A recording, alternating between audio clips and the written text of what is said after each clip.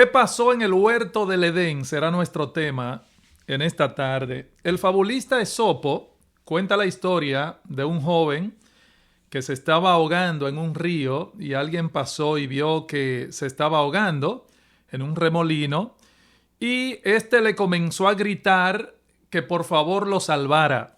Por favor, sálvame, decía. Sin embargo, el hombre lo que hacía era regañarlo, pero ven acá, ¿y por qué te metiste ahí? Y el hombre seguía gritando, o sea, sácame. Pero explícame, decía el otro, ¿y por qué te metiste ahí? Y tú no sabías que eso es peligrosísimo. El joven le dijo, mira, pregúntame todo lo que quieras, pero sácame primero que me estoy ahogando. O sea que después que lo sacara, que le diga todo lo que sea. Hay mucha gente que se está ahogando en el mundo y se hace siempre las mismas preguntas.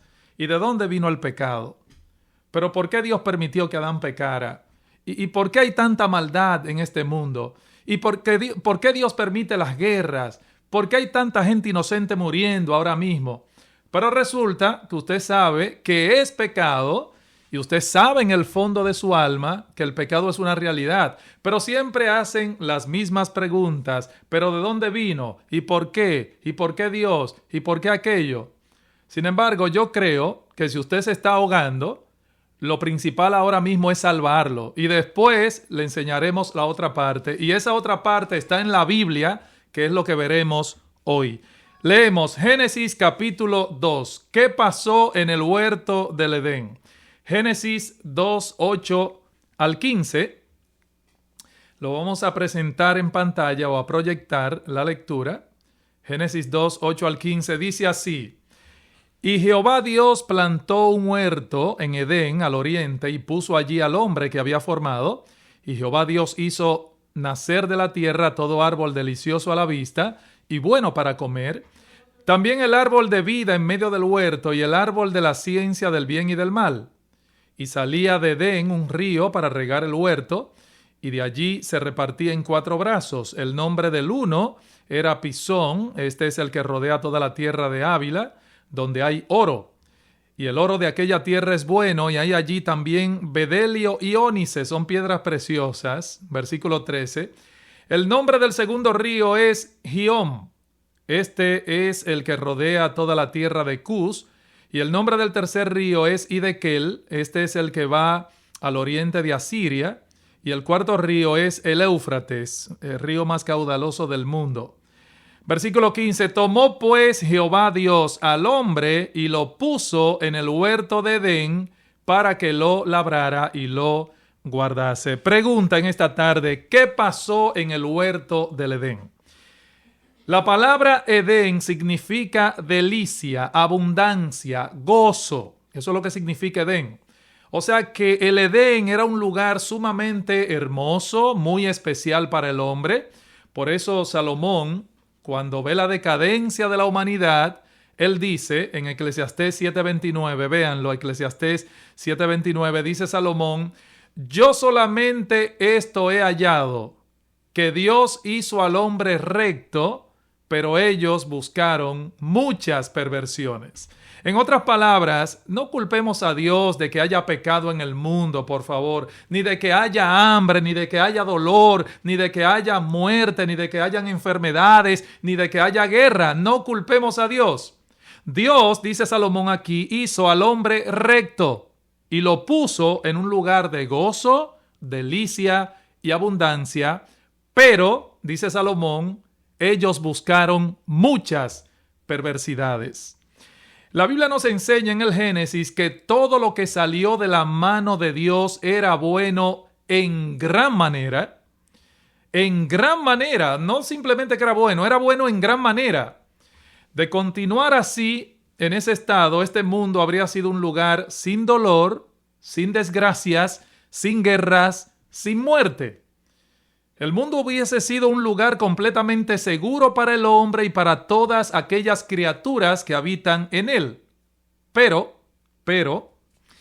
eso dependía de una cosa, que el hombre, que fue creado a imagen y semejanza de Dios, y a quien le fue dada la responsabilidad de regir la tierra, mantuviera su lealtad y su obediencia al Creador. Sin embargo, el hombre no mantuvo su lealtad, no mantuvo su obediencia y se rebeló contra Dios, y por causa de su desobediencia, por causa de su rebeldía, este planeta, hermanos y amigos, este planeta dejó de ser el lugar que originalmente fue. Dios le dijo al hombre en Génesis capítulo 3, maldita será la tierra por tu causa, con dolor comerás de ella todos los días de tu vida. La muerte entró en el mundo por causa del pecado y aún la tierra misma sufrió el impacto de esa rebelión.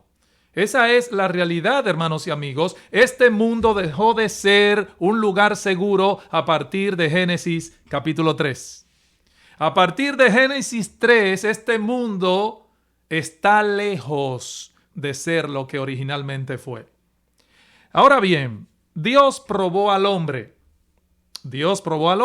y puso un árbol, que conste, un árbol, lo único que podía ser de tentación para Adán. ¿Por qué? Bueno, Adán no podía pecar de adulterio porque nada más había una sola mujer y era de él. ¿Estamos claros? Adán no podía pecar de robar porque todo era de él. Dios lo hizo corregente de la creación. Adán no podía pecar de codiciar ninguna mujer de su prójimo porque la única mujer era la de él también. O sea, Adán no tenía nada que le fuera motivo de pecado en ese momento. Así que Dios le pone un árbol, el árbol de la ciencia del bien y del mal.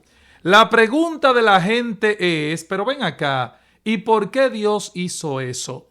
¿Por qué? Bueno, hermanos y amigos, en el amor tiene que haber elección y en la fe tiene que haber prueba. Eso es definitivo. Por eso la Biblia nos dice que la fe del creyente, la fe del cristiano, debe ser probada como el fuego prueba el oro. ¿Para qué? Para que sea purificado y bote la escoria. Yo creo que si no hay elección, no hay amor. Así que Adán tenía que elegir a quién servir. Por eso en todo amor hay elección.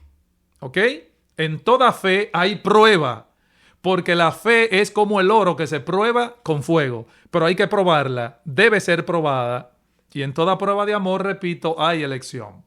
Dios dijo en Génesis 2:17, mas del árbol de la ciencia del bien y del mal no comerás, porque el día que de él comieres, ciertamente morirás. Déjame proyectártelo allí en pantalla, Génesis 2:17. Puedes comer de cualquiera de los árboles que está en el huerto, pero del árbol de la ciencia del bien y del mal no comerás, porque el día que de él comieres, ciertamente morirás. O sea, en medio de un ambiente de vida, de gozo, de abundancia, Dios habla de algo terrible, la muerte. La muerte. Sin embargo, a pesar de esto, hubo algo que aparentemente Adán no entendía bien y que mucha gente hoy tampoco entiende. Mire, usted puede estar muerto ahora mismo aunque usted esté respirando. Fíjese bien. La Biblia enseña que hay 3 clases de muerte. Está la muerte espiritual por la cual el hombre siempre anda caído en la calle, siempre anda pecando, siempre anda en tristeza, en depresión, siempre anda en dolor, siempre anda en angustia, etc. El caso es que no hay felicidad completa en la tierra porque el hombre está muerto espiritualmente. La muerte espiritual es aquella que nos separa de Dios. El que no es cristiano ahora mismo está muerto espiritualmente, aunque esté respirando físicamente. Segundo, la muerte física, que es la más rápida, un segundo, y usted es aniquilado y parte de este mundo.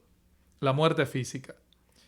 Y tercero, la muerte eterna. La muerte eterna. Y lo vamos a proyectar ahí en pantalla para que usted vea cada una de esas 3 tipos de muertes que menciona la Biblia. La muerte física, la muerte espiritual y la muerte eterna.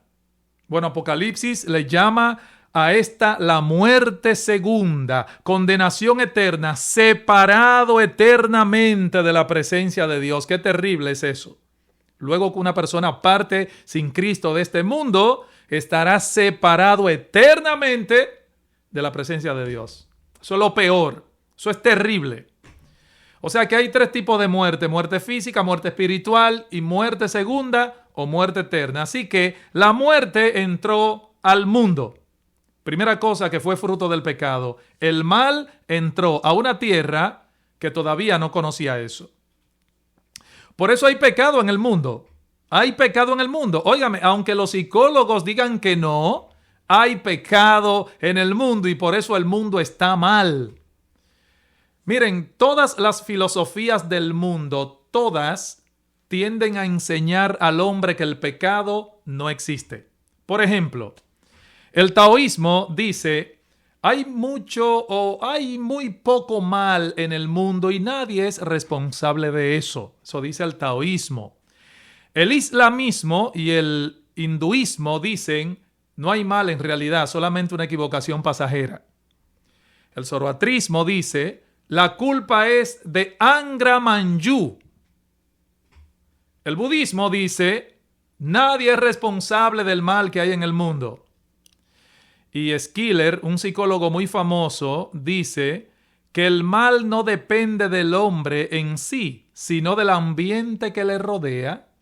O sea, muchas madres también, cuando los hijos son degenerados, le echan la culpa a los amigos. Ah, fue su amigo que lo dañó. El caso es que nunca culpan a la persona del mal. Ay, no, lo que pasa es que tú sabes, él viene de una familia disfuncional y por eso él es un depravado. Es un depravado porque es pecador. Y es un pecador porque peca. Por eso la Biblia dice lo siguiente, Romanos 5:12. Vean lo que dice Romanos 5:12. No hay excusa para nadie. Dice Romanos 5:12, por tanto, como el pecado entró en el mundo por un hombre y por el pecado la muerte, así la muerte pasó a todos los hombres por cuanto todos pecaron. Y en Romanos 3:23 dice, por cuanto todos pecaron, todos están destituidos de la gloria de Dios. Amigo, la Biblia enseña que hay pecado en el mundo, pero vivimos en una sociedad satisfecha que se cree libre de eso. Hay un artículo interesante que dice lo siguiente: el hombre llama al pecado un accidente, Dios le llama abominación. El hombre llama al pecado una falla, Dios le llama ceguera. El hombre le llama al pecado una ocasión, una oportunidad, pero Dios le llama preferencia. El hombre llama al pecado un defecto, Dios le llama infección. El hombre llama al pecado un error, Dios le llama enemistad. El hombre llama al pecado fascinación, Dios le llama fatalidad. El hombre llama al pecado debilidad, Dios le llama iniquidad. El hombre llama lujo al pecado y Dios sabe que es lepra. El hombre llama libertad al pecado y Dios le llama libertinaje. El hombre llama al pecado bagatela, Dios le llama tragedia. Tragedia, el pecado es la fuente de todas nuestras desgracias en este planeta. Por eso hay gente que dice, ay no, yo solo digo mentiras blancas. Pero es que la Biblia dice que la mentira es del diablo. Cualquier mentira, no hay mentiras blancas. Todas son muy negras y muy sucias. La Biblia enseña que una mentira es suficiente para condenar un alma para siempre. Así que la palabra de Dios enseña que hay pecado en el mundo y yo creo que es innegable, señoras y señores, es innegable que digamos lo contrario. Cuando vemos, por ejemplo, los titulares de los más recientes sonados crímenes, decimos, hay pecado en el mundo. Mujer entierra a otra viva. Hay pecado en el mundo. Un joven se mete en una residencia de Massachusetts porque él quería experimentar, se metió por una ventana, él quería experimentar qué se siente asesinar a una persona. Asesinó a 2. Sencillo. Cuando vemos todo lo que está pasando, asesinato, robo, narcotráfico, crímenes, feminicidios, injusticia, maledicencia, fraude, mentira, decimos, hay pecado en el mundo, hermanos y amigos. Cuando vemos que una anciana mata a un anciano a martillazo, o que un niño de 10 años mata a otro de 12 a puñalada porque le ganó en un videojuego, llegamos a la conclusión de que hay pecado en el mundo. Cuando un jovencito agarra y dice, mata a toda su familia, y lo hace, decimos, hay pecado en el mundo. Cuando leemos las cosas terribles que suceden a diario y vemos en redes sociales o los genocidios como el cometido hace un tiempo atrás, recuerdo, por grupos terroristas como el de Hamas, decimos, hay pecado en el mundo. Cuando vemos los escándalos que se arman en países desarrollados o llamados en vía de desarrollo, hay pecado en el mundo. Pero la gente dice, no hay pecado, solo es una equivocación pasajera. Pero fíjese si hay pecado en el mundo, que incluso lo que más le gusta a la gente es la iniquidad. Eso es lo que más disfruta la gente. La gente se goza en su iniquidad. Cuando se hace un chiste, por ejemplo, para que este sea bueno, tiene que ser morboso y vulgar. De lo contrario, ese chiste no sirvió. Porque la gente tiende a amar el pecado, a gozarse, a reírse de aquello por lo que debe estar llorando, por lo que Dios aborrece.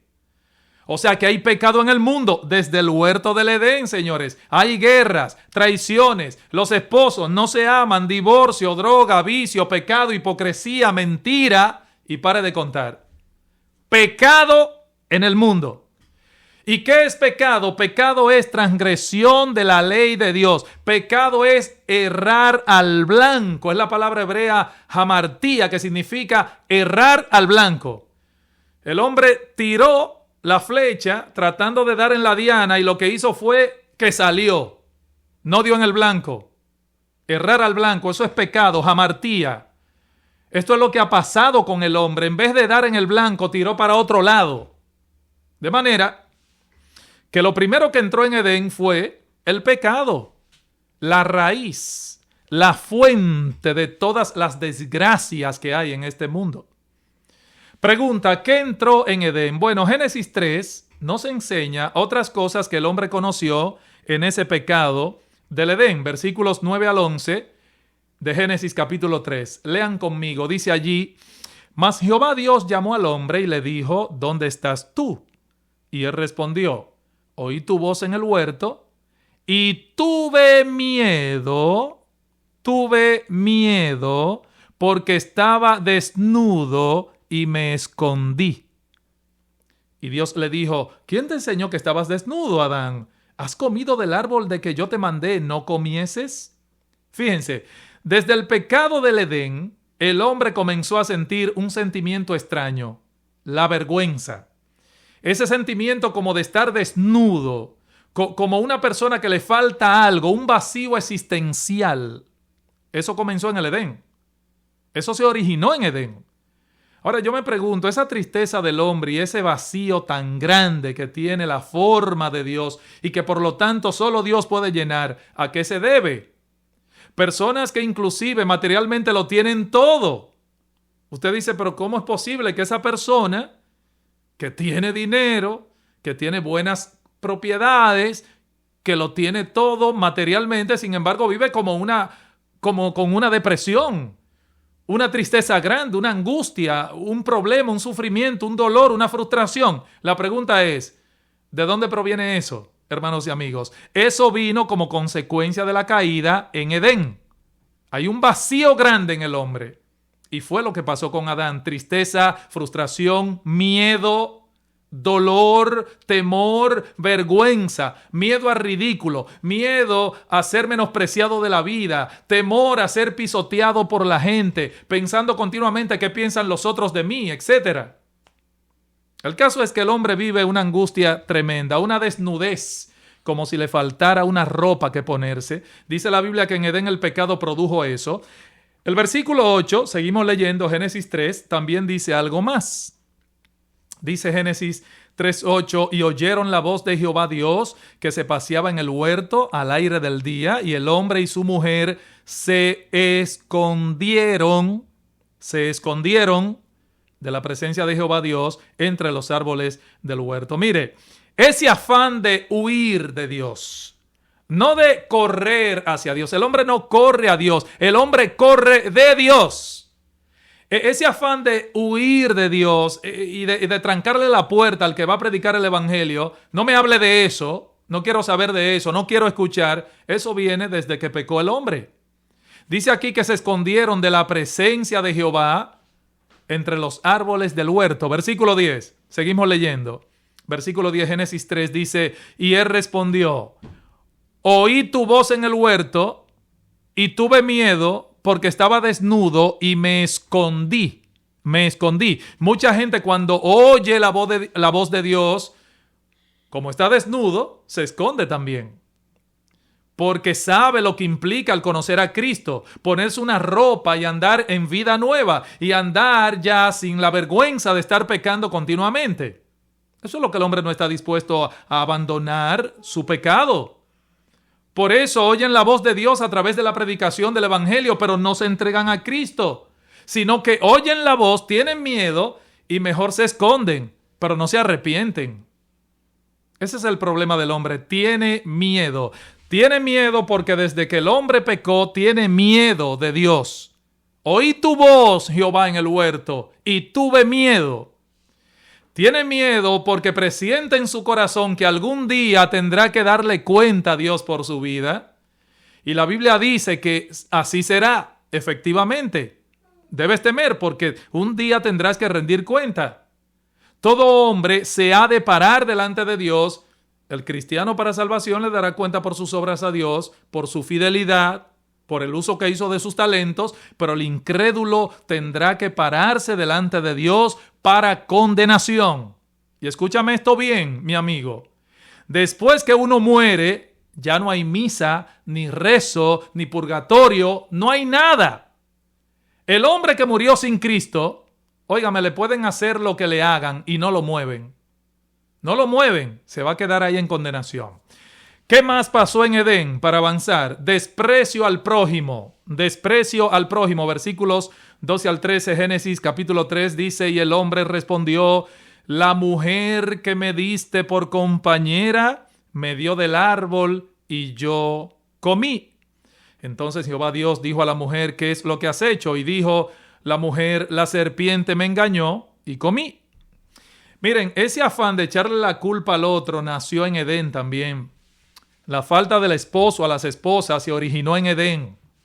Antes de pecar, Adán se refirió a Eva como hueso de mis huesos y carne de mi carne, dice la Biblia. Pero después que pecó se refiere a ella como la mujer.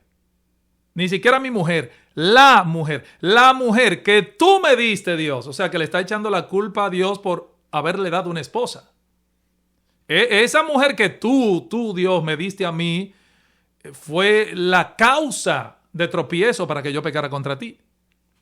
Por otro lado, Génesis 3:16 nos enseña también que el dolor entró en el mundo por causa del pecado. A la mujer dijo, multiplicaré los dolores en tus preñeces, con dolor darás a luz los hijos. Cuando el hombre pecó también conoció el dolor físico. La cultura del dolor viene del Edén. El hecho de que la mujer para, por ejemplo, con dolor, es un recordatorio del pecado del Edén. El hecho de que la gente sufra, padezca dolor, se enferme, le duela el cuerpo, todas esas cosas vienen del huerto del Edén, hermanos y amigos. También del huerto viene, según la Biblia, la maldición de la tierra. La maldición de la tierra, versículos 17 al 19, Génesis 3.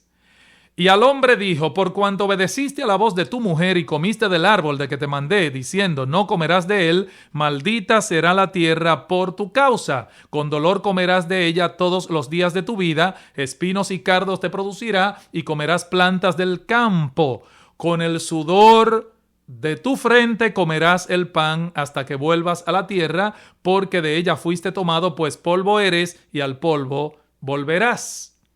O sea, el hecho de que la tierra produzca con escasez y trabajo su fruto, porque no es fácil, el hecho de que la hierba mala salga más fácil y más rápido y más abundante, eso es producto también del pecado del Edén.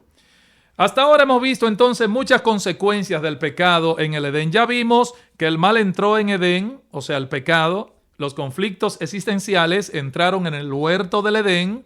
el miedo a Dios entró en el huerto del Edén, el desprecio al prójimo entró en el huerto del Edén, el dolor de parto, el dolor del mundo entró en el huerto del Edén, la maldición de la tierra se originó en el huerto del Edén, pero lo peor que entró en Edén está en Génesis 3:7, dice: entonces fueron abiertos los ojos de ambos y conocieron que estaban desnudos. Entonces cosieron hojas de higuera y se hicieron delantales. Cosieron hojas de higuera y se hicieron delantales. Aquí es donde el hombre empieza a hacer religión. Aquí empieza el hombre a creer que todas esas faltas por las cuales él había recibido la vergüenza de estar desnudo eran muy sencillas de tapar. ¿Cómo? Cogiendo una hojita de higuera y haciéndose un delantal. Con eso ya tapé mi desnudez, decía él. ¿Qué son las hojas de higueras? Religiones. Yo no como carne el Viernes Santo, déjame decirte. Eso es una hoja de higuera. Echar agua bendita a una pared o a un negocio supuestamente para que prospere, eso es una hoja de higuera. Rezar en un rosario, eso es hoja de higuera. Procesiones, hoja de higuera. Hacer una promesa para ir a una basílica, a Roma, allá al Vaticano, a besar un cuadro o a ver al Papa, hoja de higuera. Abstenerse de comer carne y solamente comer vegetales para agradar a Dios, supuestamente, hoja de higuera, mi amigo. Eso no sirve. Eso no va a tapar tu vergüenza. Los budistas que se dedican a comer arroz solamente porque según ellos eso lo va a salvar, hoja de higuera. Cristo dijo: lo que entra por la boca se va a la letrina. Eso no contamina al hombre. Lo que contamina al hombre no es lo que entra por la boca, sino lo que sale de la boca. O sea, lo que habla.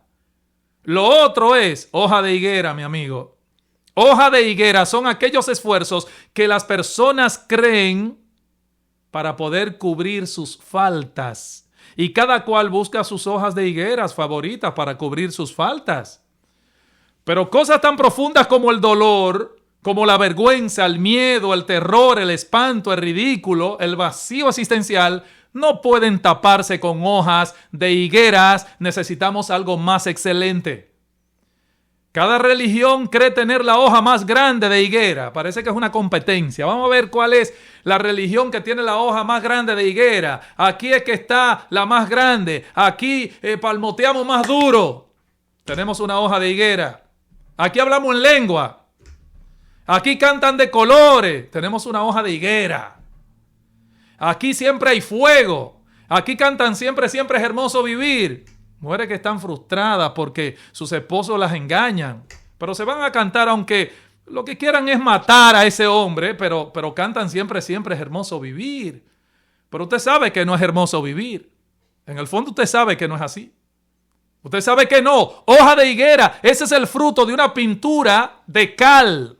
De cal que no sirve, la cal, que eso es lo que da la religión. Por eso le dice Cristo a los fariseos: sepulcros blanqueados, que por fuera os mostráis justos ante los hombres, pero por dentro están llenos de robo y de iniquidad. Fariseo ciego, limpia lo de dentro del vaso y del plato, lo interno, el corazón, para que lo de afuera sea limpio. Mucha gente haciendo alarde en redes sociales, pintándose como gente pulcra y santa y condenando a todo el mundo. Y son lobos rapaces por dentro, religiosos sectarios. Por eso vienen cambiando en una semana y vuelven de nuevo a pecar por una sencilla razón. Son hojas de higuera. Salen de un retiro religioso, ¿a qué? A lo mismo, a su misma miseria. Porque lo que tienen es hojas de higuera. Grábese esto bien, por favor. Y voy terminando. Grábese esto bien.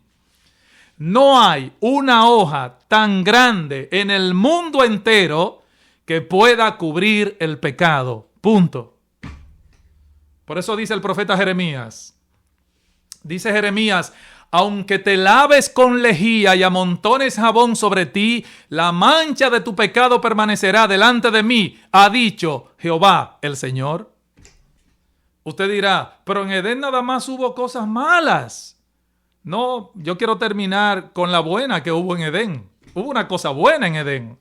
En Edén hubo una cosa preciosa que Dios prometió, una bendición grande. Génesis 3:15. Y con esto cerramos. Génesis 3:15. Y pondré enemistad entre ti y la mujer, y entre tu simiente y la simiente suya. Esto es hablando a la serpiente, que era Satanás. Esta te herirá en la cabeza, o sea, la simiente o descendencia de la mujer te herirá en la cabeza y tú le herirás en el calcañar. Esto se conoce como el protoevangelio, el primer evangelio. Dice aquí, mira, algún día vendrá uno, descendiente de Eva, que en un momento de la historia cogerá al diablo y le aplastará la cabeza. Adán creyó tanto eso que en el versículo 20, por ejemplo, él pudo ponerle a Eva madre de los que mueren. Pero fíjense cómo le llama. Madre de todos los vivientes en el versículo 20. Madre de todos los vivientes, no de los que mueren.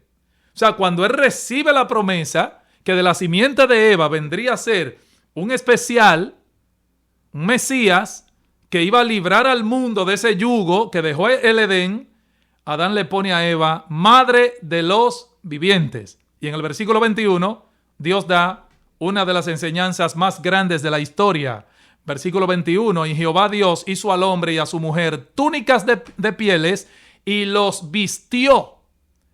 Los vistió. Fíjese, Dios le quitó las hojas de higuera y las botó. Las religiones no servían, las botó. Y cogió un animal, lo sacrificó, derramó la sangre del animal, tomó la piel de ese animal y los cubrió para tapar su desnudez. Eso sí satisfizo a Dios, no una hojita de higuera. Con ese acto Dios estaba indicando lo siguiente: sin derramamiento de sangre no hay remisión de pecado. La sangre de Jesucristo es lo único que nos limpia de todo pecado, no la religión, no una hojita de higuera. Dios tuvo que derramar sangre. Es una voz que viene Cristo allí como el Cordero de Dios que quita el pecado del mundo y es clavado en una cruz y su sangre es derramada.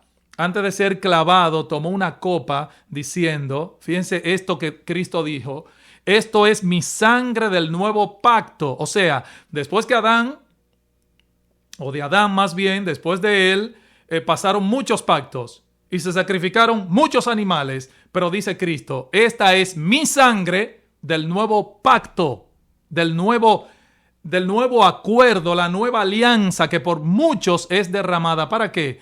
Para remisión de los pecados. Así que después de toda la maldición del Edén, hay una bendición que recibimos. Cristo murió por nosotros, Jesucristo derramó su sangre en la cruz del Calvario, y yo creo que esa es la sangre que es derramada para remisión de tus pecados. Y no rechaces la salvación del Señor, porque rechazarla es peligroso. Pablo dice, Cristo es el segundo Adán, el postrer Adán. En aquel Adán todos murieron. En Cristo somos vivificados. En aquel Adán conocimos la muerte. En Cristo conocimos la vida. En aquel Adán conocimos hojas de higuera. En Cristo conocemos el verdadero vestido, el de Dios. Si fuimos desnudados en el Edén, dice Pablo, ahora vestíos del Señor Jesucristo y no proveáis para los deseos de la carne. Conocimos la muerte en Edén, pero dice la palabra de Dios, despiértate tú que duermes, levántate de los muertos y te alumbrará Cristo, mi amigo. Jesucristo quiere de nosotros que lo recibamos como Señor, como Salvador, y que tomemos de Él un vestido nuevo. ¿Cómo se hace eso? Muy sencillo, hay que nacer de nuevo. No es un problema de religión, no es un problema de voluntad humana, no es un problema de creerse bueno, no es un problema de hojas de higuera. Es un problema de recibir el efecto limpiador de esa sangre derramada en la cruz del Calvario. Por eso dice Juan, la sangre de Jesucristo, su Hijo, nos limpia de todo pecado. Una vez que se le dice, Señor, perdóname de mis pecados, porque estoy muerto sin la vida tuya, ahí recibimos algo precioso. Lo que dijo Cristo, vida y vida en abundancia. Yo soy el camino y la verdad y la vida. Nadie viene al Padre sino por mí. Abre tu corazón al Señor, para que aquellas maldiciones del Edén sean transformadas en más excelentes bendiciones que las cobraremos en el cielo si nos convertimos a Jesucristo. Que Dios te bendiga.